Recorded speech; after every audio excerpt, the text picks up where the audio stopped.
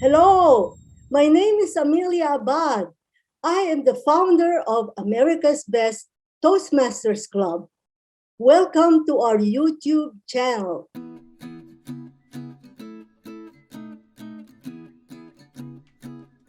Hi, my name is Jane, and I am a member of America's Best Toastmasters. Hi, my name is Yuichi. My best approach to evaluate a speech is to find out before the presentation what is the purpose of the speech and what are the goals that the speaker is trying to accomplish. This can be done by reviewing the evaluation form for that specific project speech and by reaching out to the speaker to get clarity on what are the specific communication skills they are seeking to improve.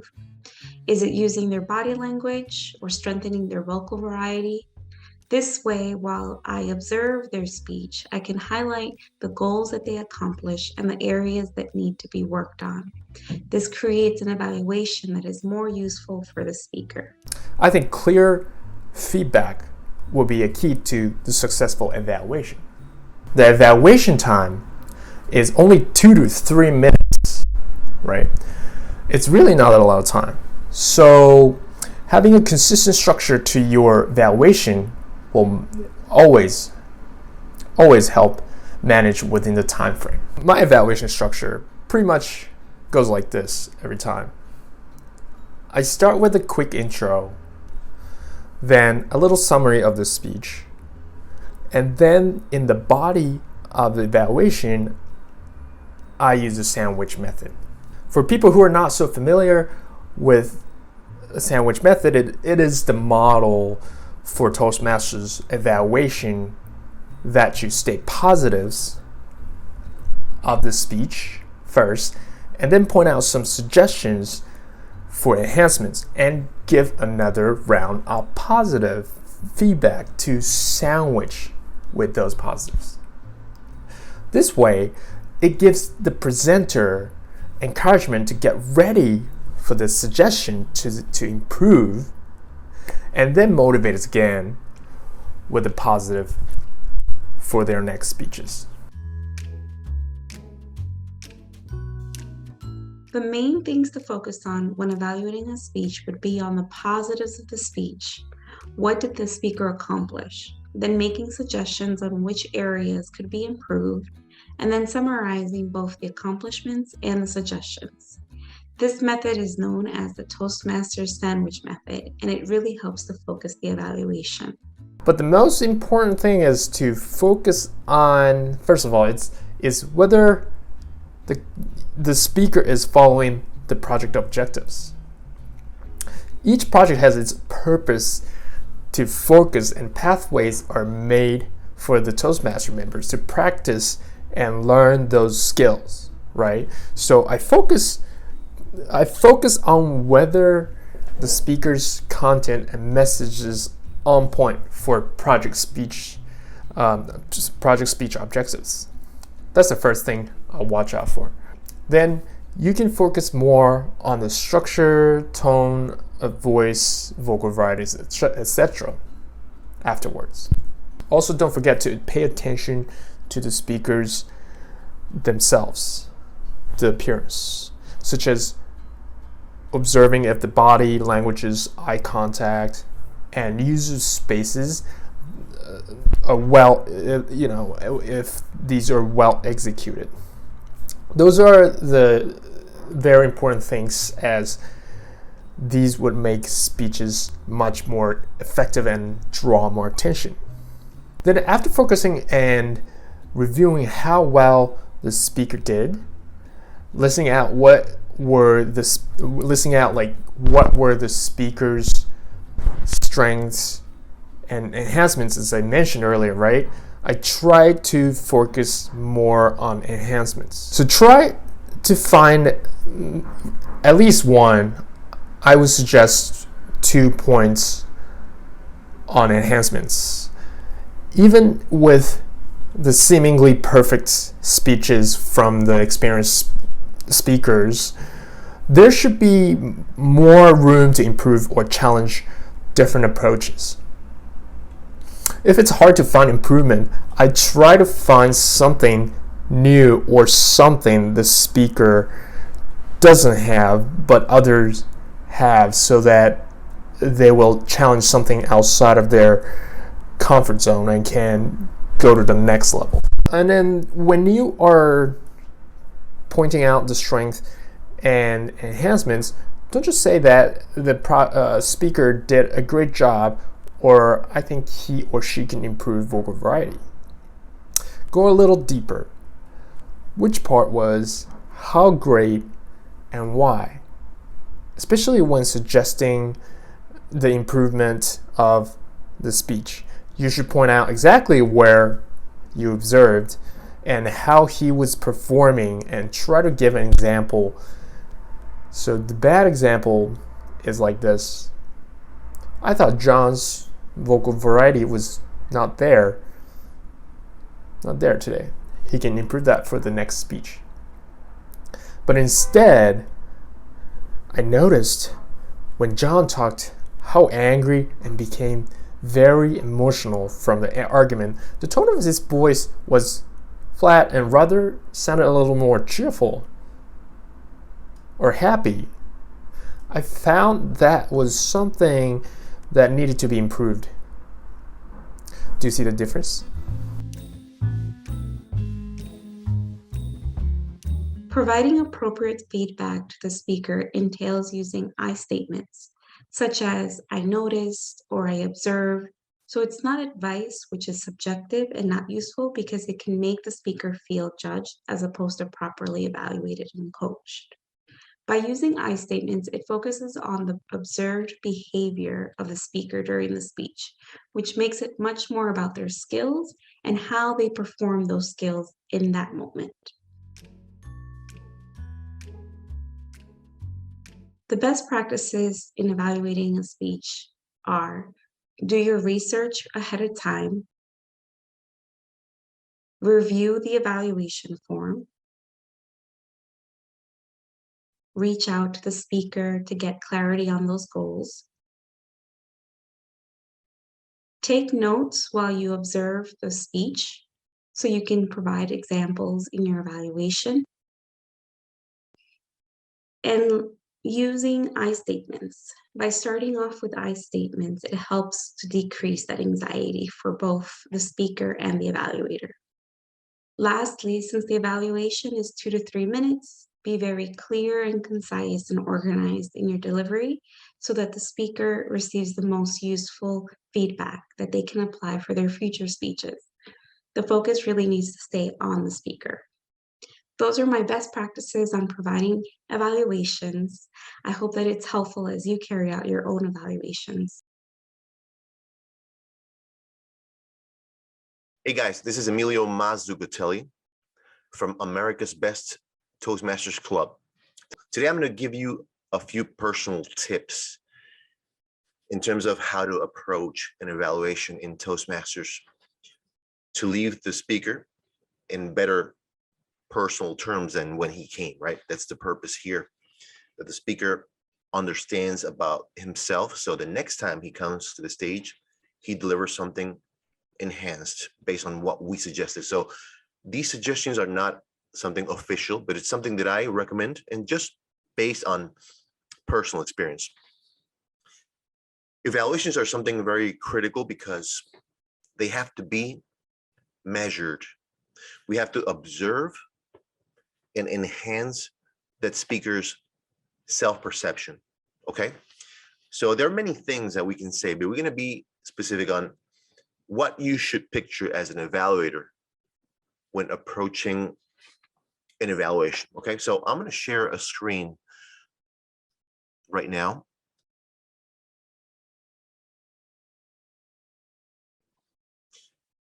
First of all, you want to open, okay? You want to open. You don't want to go straight to explaining the evaluation. You want to open. For example, you may say something like, I'm here to evaluate, and for the sake of the example, let's say John. I'm here to evaluate John today, which has always excelled as a speaker. But today I've noticed some very particular extra nuances into his speech. And even though there were many positive things I observed, I only want to focus on 3. Okay. So I recommend personally that you have this mental picture of the 3 things you want to not only mention, but you want to expand on a little bit. Okay. You just don't want to say that he had a great vocal variety and move to the next mention. No. You want to select like 3, it may be 4 or 5, but you don't have a lot of time to expand on 5 or 6 or 10, right? So 3, I think, is the number. Then you have the area of the recommendation, okay? Which I suggest should be 1 or 2, but never ever outnumber the recommendation items or the time spent on the recommendations to the likes, okay? Never, because that leaves a negative sensation on the speaker. If you're just mentioning a couple things that you liked, but expand dramatically on the things that you didn't see as perfect, right? So at the end, I feel like, yeah, I did most of the things were not good, right? You don't want to leave that impression, which is what the opposite of what we're looking for when delivering an evaluation for a speaker, to be better than when he came, okay? Recommendations, shorter part than the enhancements, okay? Brief, but you want to say something always. Never say, I did not find anything. That doesn't say good, right? You have to be better than this. You have to be able to find something that doesn't have to be criticized. You don't have to criticize the speech or say what he did wrong. But if you don't find anything that was done wrong, maybe he did technically perfect and delivery perfect, then something that you can add to all that greatness, okay? Maybe you can add a slide, right? For example, maybe you can do a little less gestures or maybe a little more gestures depending on what was missed. Sometimes we're looking for something determined based on the project speech. And when you see it, you recognize it here and say why it was good. And when you don't see what you were expecting, maybe you can add it of something that you thought was maybe missing. As every speech, you have a closing, okay? You close the evaluation, right? In the closing, you may want to mention this time a couple more things that you think were important in the speech that you didn't mention over here, right? Maybe 2 things you left out here, you expanded on 3, and the 2, you left it for the end, which you just mentioned maybe. And then say at the end, I think John had this. You can do a little recap, okay?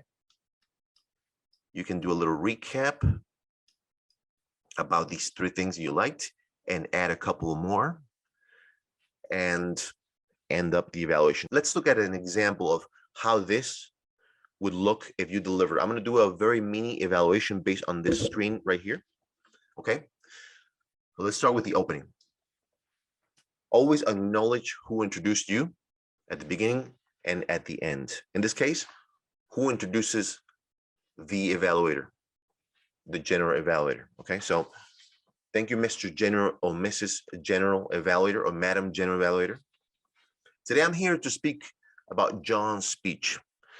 Well, John has always managed to deliver masterful speeches in many of the senses of a technical speech. But today, there were very clear points on what he did good. And I want to explain it why. Today, I'm just going to focus on 3 things that I really liked. So see, that was the opening, okay? Or the intro to the evaluation. Now, the first thing I like, it was the clarity. And I'm going to give you an example of an evaluation, but shorter than it should. The clarity. John usually speaks in a clear mode, but today it was very particular how he expressed all the words that he was saying one by one. It was a slower speech than usual in his type of speeches, but because he was being very clear. That's why I want to mention this. It was very easy to follow what he was saying because of the clarity and the vocabulary added to that clarity, right? That was the first one. The second point, I think it was a structure. You see, he spoke about all he went through in his past. He said what he's going through now, how he managed the past, and what he expects in the near future based on that past and that present. You see, he really divided, he structured the speech. We knew exactly what was his past and what he went through, what the present is going on, what he's doing with the present based on the past, and what he expects his life will go to, right? Past, present, future. And that leads me to the third enhanced point, which was every time he was on each of these stages of his life, he was pointing it out. I know that on his left, he was talking about his past. When he was coming here to the middle, it was his present. And here on his right side was his future. Okay, so he expressed it. He was very detailed, and going back to those scenarios, he was looking at it, right? He was very connected to his three parts of the speech. So the structure and the gestures were incredibly on point. As a recommendation, I can say that since that was so precise, slides would have been great. Even one slide on each part of his life, past, present, future. One slide for us to picture it better even, okay? And probably to enhance the connection part of the speech, I think he was too engaged in his structure, looking at it even. So we missed out on the connection with the audience. If he looked, maintaining the eye contact to his structure at the same time of looking at us, right? Looking at us, looking at the speech, the structure, looking at us, that would have enhanced by 75% the connection with the audience, right? So that's the two recap points, which remember to do them briefly and do them spend less time than you spend on the positives, okay? And to close, same as the open. You want to have a closing, design closing. Say, overall, I think, and then you can jump to the recap, saying, I think John was very clear in the way he expressed himself, very, very easy to understand the vocabulary, structured content, easy to digest. His gestures on the content were on point.